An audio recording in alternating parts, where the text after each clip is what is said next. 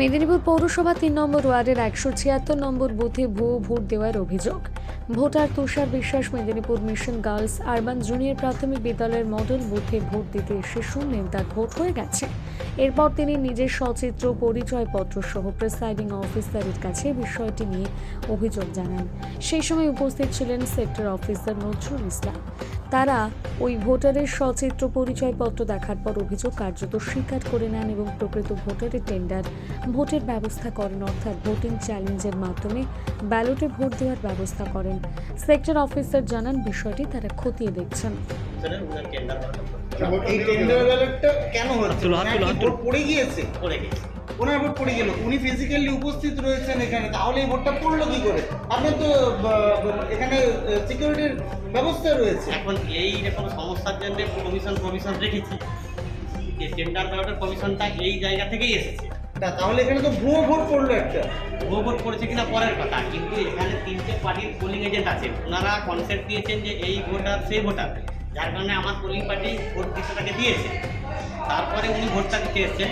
এটা এখন দেখা যাচ্ছে যে উনিও ভোটার, তাহলে সেই জন্য কমিশন রেখেছেন ওনার ভোটাধিকার যাতে বিঘ্ন না ঘটে, সেই জন্য টেন্ডারে উনি ওনার করবেন।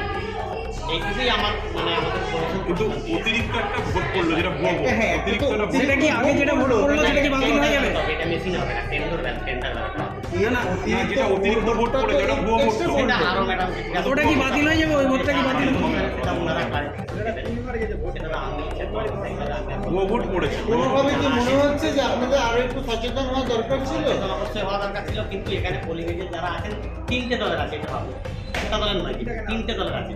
মানে কারো মাধ্যমে আসেন এটা ফলস ভোটার বা ভুয়ো ভোটার, সমস্যাটা এখানেই হয়েছে। আপনার এই মুহূর্তে আর কি সমস্যা হয়েছে? একই রকম কোনো সমস্যা না, নেই? এই সমস্যাটা এই কি ঘটনা বলতে আমি এসেছিলাম ওই 2:30টার দিকে ভোট দেওয়ার জন্য।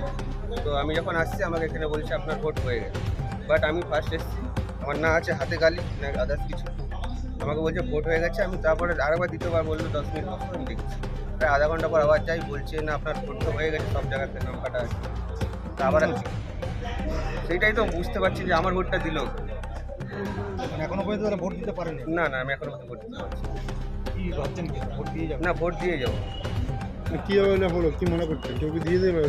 সেও দিল, কিন্তু সেখানে তো দেখবে না যে নিজের নাম বা বাবার নাম, তো হট করে কী করে দিয়ে দিতে পারে কেউ আমার ভোটটা অন্য কেউ? এখন কি জানছে আপনাকে? এখন জানাচ্ছে, বলছে 10 মিনিট বসুন, তারপরে আমি দেখছি। কারোর ক্ষেত্রে এরকম হয়েছে আপনার? না, আমি ফার্স্ট টাইম। বিগ নিউজ, সবার আগে সবার সাথে।